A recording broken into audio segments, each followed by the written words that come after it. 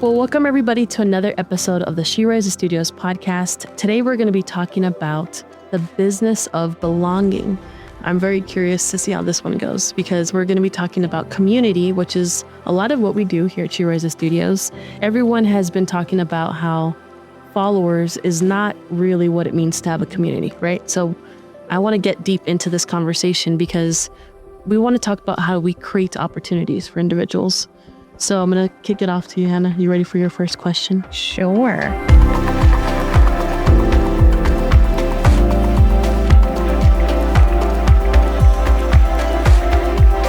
Why do some people seem to create opportunities wherever they go, while others stay despite working incredibly hard? Fear. That was fast. Explain. Is this rapid fire? Okay. No, it's not. Well, fear, because when there's opportunities that are happening, they're analyzing it, thinking of all the what ifs, but not the good what ifs. It's all the bad what ifs, or their biggest fears come out. And so it keeps them from staying consistent. It keeps them stagnant. It's fear. And considering that we're more connected now than we've ever been before, individuals always, they're talking about how they feel alone. Obviously, especially solopreneurs. But why do you think that's the case, that we're more connected now than we've ever been, and yet we feel the most alone in business? It's kind of funny that you asked me that question. AI.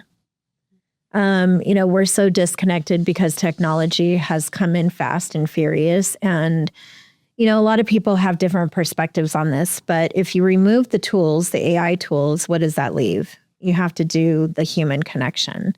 But a lot of people don't realize finding the balance. And so we are very disconnected because we've allowed the AI to step in for us. And we've kind of removed the personalization behind it and therefore the lack of human connection, which it's in our DNA. We have to be connected. Mm-hmm. And so that's what it is. So if we understand how to utilize AI and not overuse it, abuse it, then you'll see more and more individuals connecting. And what would you say when it comes to actual social media platforms? Because we're connected in that way, but people are still feeling alone.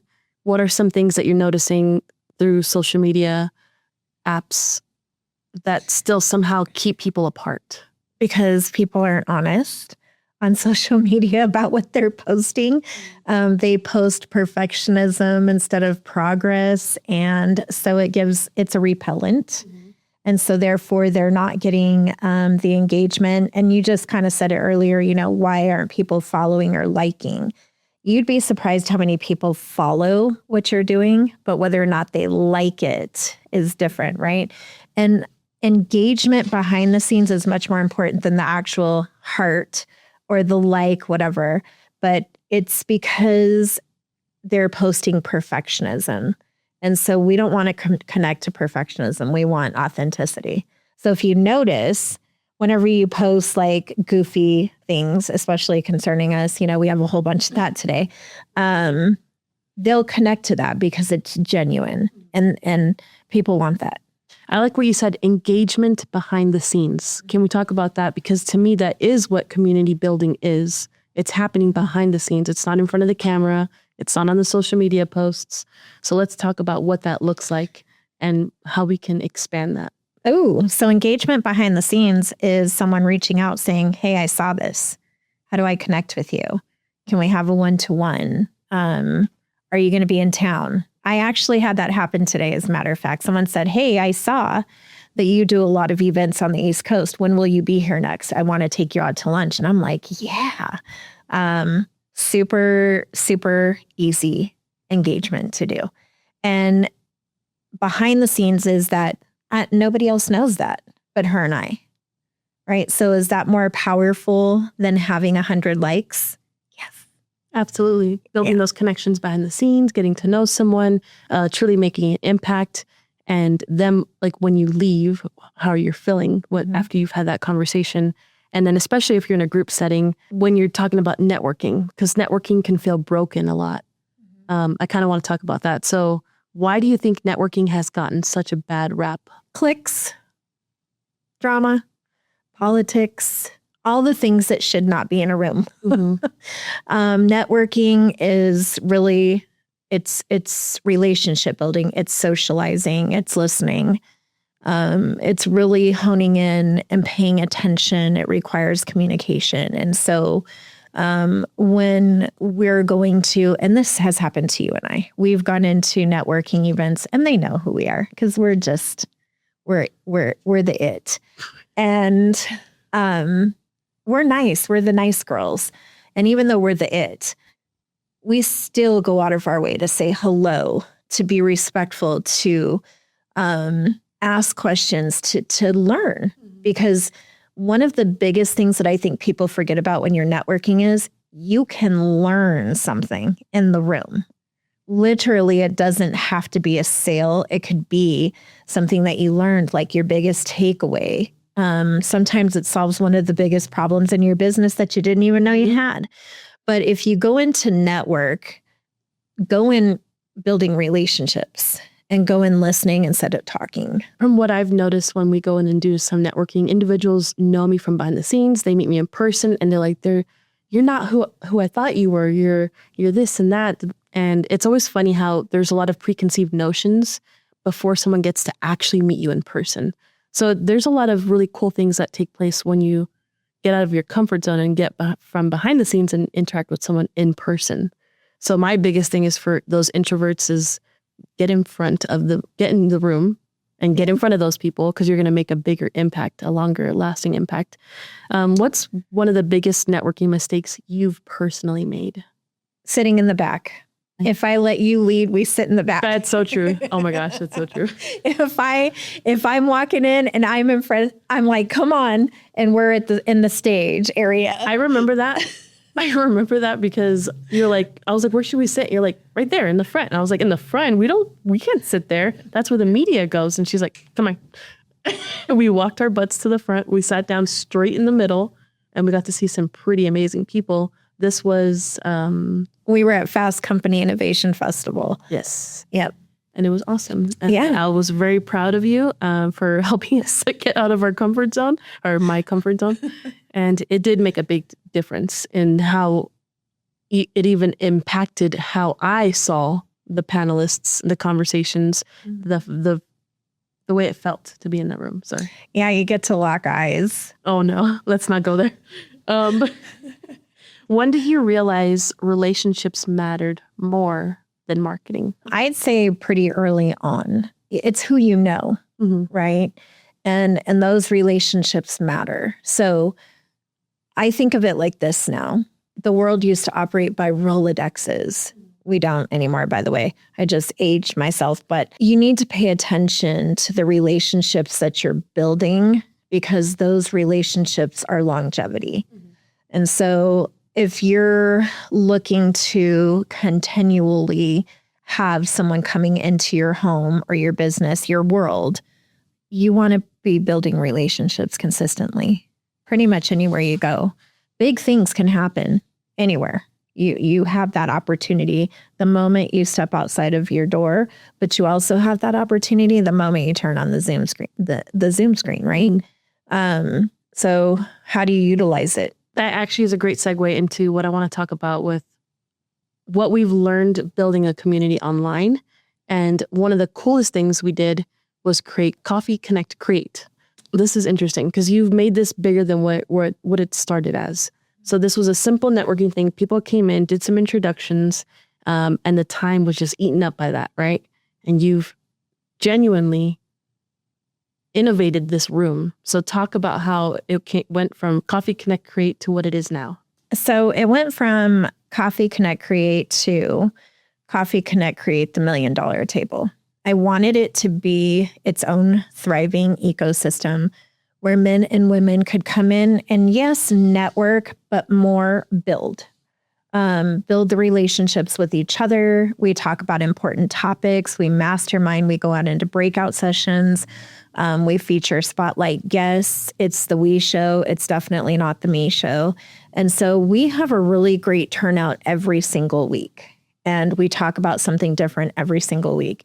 And what even elevated it more, and you're really going to want to lean in for this one, Adriana is my co-host. I was coerced to be the I'm just kidding. Well, it kind of went like this. hey, so tomorrow's CCC, and that's what we call it.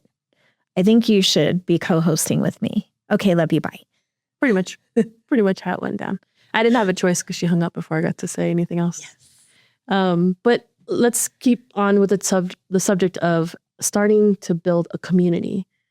Do you believe that individuals should be starting their own communities? And if so, why? Mm-hmm. I do. I believe that communities turn into ecosystems. And I don't think that you have to just pick one community and that's the one and only. I wholeheartedly believe that, being involved in several is important because that involvement in the several happens to build your own. It's who you meet, right? And who connects with you. And you having your own community is so powerful.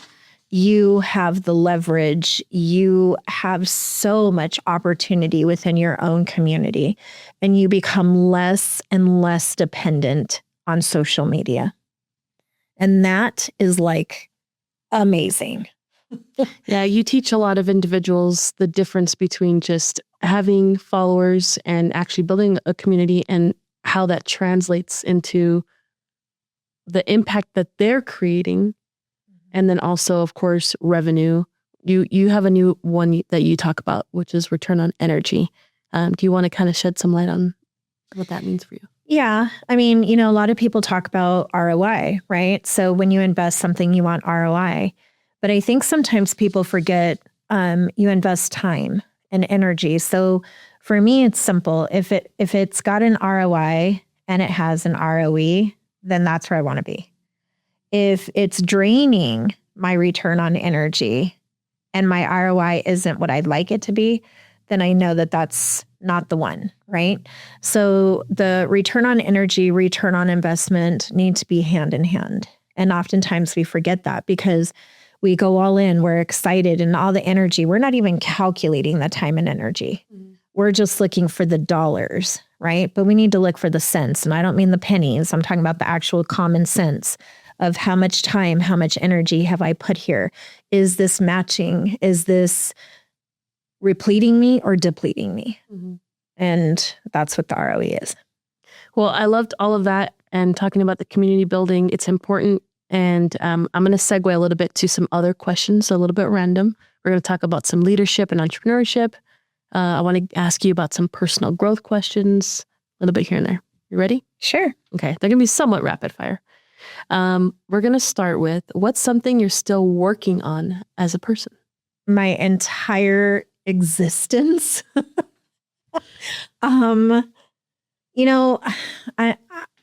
I'll confidently say I don't struggle with confidence. But I do struggle with miscommunication. Okay. So you're working on your communication. Mm-hmm. Say that louder.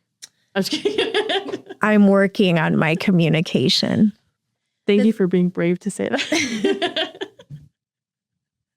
Do you want to explain why? Well, as I mentioned, relationships matter. And so communication isn't just like this, right? Communications in text, email. There's so many forms of communication. And if there's one thing that I've learned since we opened the door at She Rises Studios is that tone to text is crazy. How you perceive it or how you receive it or even how you deliver it. Mm-hmm. So making sure that people understand, the different ways to communicate and respond. I used to always say kind, effective communication, but let's be real. None of us are perfect. Everyone gets miffed. You have that WTF and you reread whatever that person said or did, and you're just like, really? And so you have a choice, though, on the communication part or the response part. And that's what I'm working on every single day. Emotional intelligence. Okay. Leadership and entrepreneurship question. What's one belief about business that you've held 10 years ago that you no longer believe today? Well, I'll tell you this. There was this saying, this rule about, if you make it past your first year, great. If you make it past your fifth year, great. But we exponentially grew in our first, second, and third year, Mhm. right? And they always say like most people who open businesses fail within the first year. But here we are. But what nobody told us is that year 5 could be the hardest year, right? And what things to look forward to in year 5. And also another thing that I was never taught was exit. Explain. Exit what? Meaning like, what if I woke up tomorrow and I decided I don't want to do She Rises Studios anymore, but I've put my energy, my time, my investment, I've built the relationships, I've done all of the things, but I want to have an exit. I want to go live a life. I want to travel. I don't want to worry about all of the business sides of things, but we don't prep for exit. Exit could look like selling the company. It could look like us working something out and you taking that leadership and continuing to grow it even more, right? So for me, because I'm in my early 50s, I am talking about the exit because I'm actually looking forward to it. I have big plans. That helps me to want to ask you this next question. Have you ever wanted to quit? And if so, what kept you going? I obviously know the answer to the first question, but it's so great question. Oh, sometimes I don't see myself going into work anymore. And if you know the real joke behind that one, you'll get it and hopefully you'll laugh. Yes.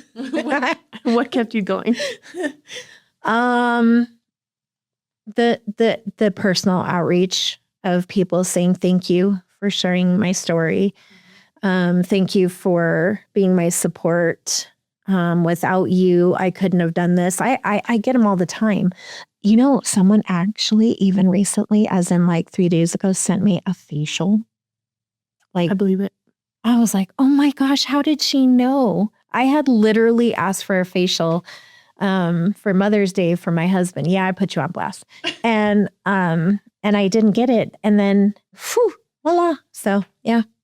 Yeah, you definitely get some interesting gifts, and they're always really sweet, like the sweetest things, the things that you just don't even think to receive. Women are amazing in that way. They're very creative, And very giving. heartfelt. Yeah. What's something you've forgiven yourself for? Everything. I'm not mad at myself anymore. I think that as long as we're alive, we're always going to have to give ourselves grace and forgive ourselves of things that we think we need to forgive. But I used to have a lot of regrets and a lot of things that I thought needed to be forgiven, but it's more that I needed understanding. So I like that. I'm okay. I like that answer. Okay, last question.